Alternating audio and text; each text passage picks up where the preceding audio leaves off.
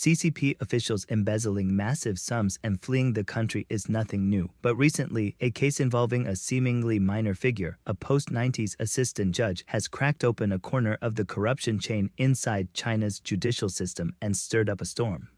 According to multiple Chinese state media reports, right before May 1, 2025, Bai Bin, a post-90s assistant execution judge from Beijing No. 3 Intermediate People's Court, fled to Japan after allegedly embezzling hundreds of millions in court-collected funds. The reports say Bai worked in the court's enforcement bureau for 10 years. Though his title was just assistant execution judge, in reality, administrative assistants in China's legal system often wield more power than judges. Everything is digitized now, making it easy to forge records. Bai reportedly used online systems to quietly move the money in batches into his personal overseas accounts.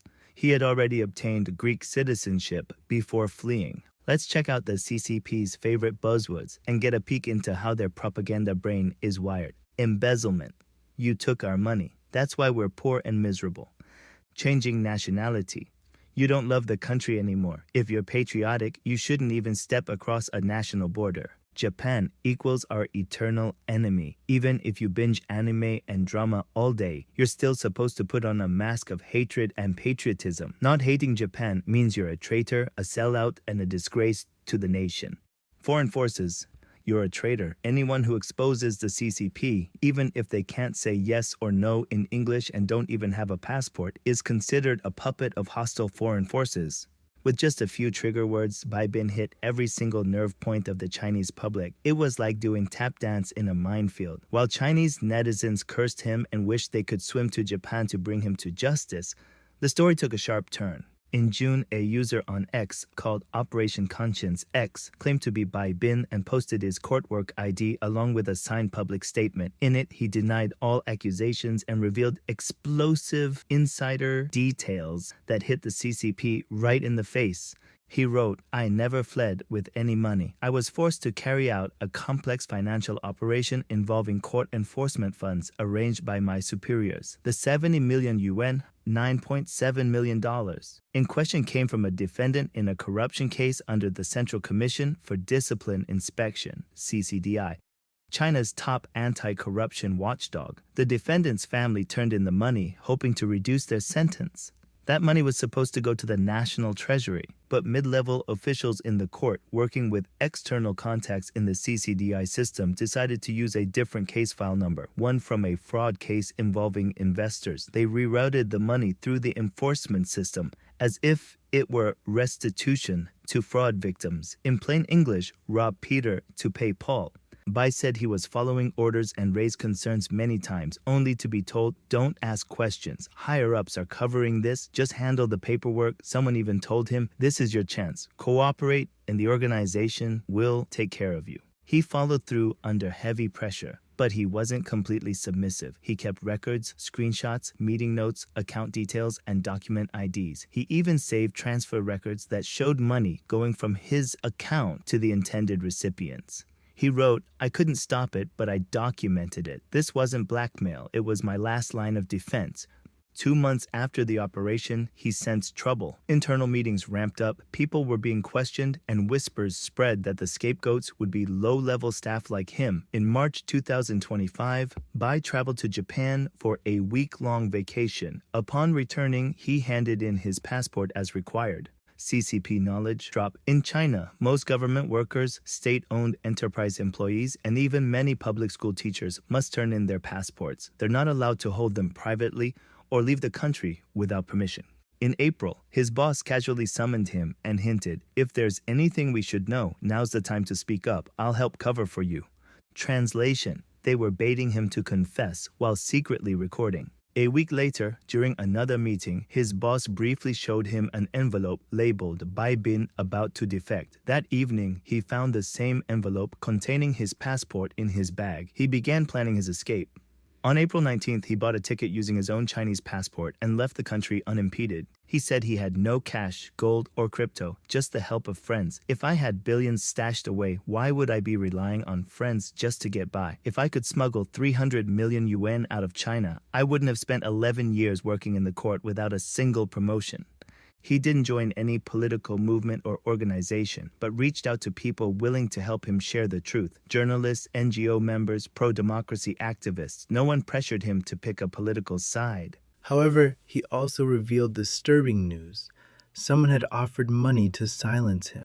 With help, he dodged several dangerous situations. Meanwhile, online platforms flooded with fake statements under his name. He said he didn't write most of them. All I want is to tell the truth before I disappear or end up labeled as suicided from guilt.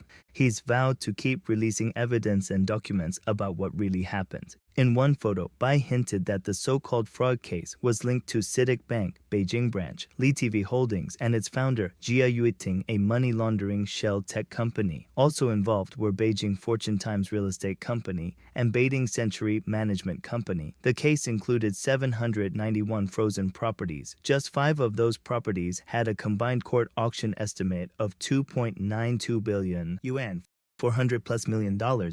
CITIC Bank is supposedly a commercial bank, but its parent company, CITIC Group, is a massive state-owned enterprise directly under the control of China's central government, State-Owned Assets Supervision and Administration Commission. Inside the CCP, it's a non-stop power struggle, backstabbing and infighting over who gets the biggest slice of the pie. Every official grabs as much as they can while they're still in office, looting the people's money, not just for themselves, but for their kids, their grandkids, generations of corrupt privilege. The National Treasury, it's basically the CCP's private savings account. The blood and sweat of ordinary citizens gets stolen at every level. If it can be taken, it's taken. If it can be lied about, it's lied about. And whenever public anger hits a boiling point, they throw a few low-ranking scapegoats under the bus. Some nobodies with no political backing to calm the outrage. But when that doesn't work, they sacrifice a few bigger fish, some mid-tier or even high-profile CCP officials, not for justice, but to keep the regime from collapsing. It's all about maintaining control, not accountability. That's the CCP. In China, there's a slang called 背锅, literally carrying the pot. It means being forced to take the fall for someone else's crimes or mistakes. Bai Bing was made to 背锅 for powerful officials above him.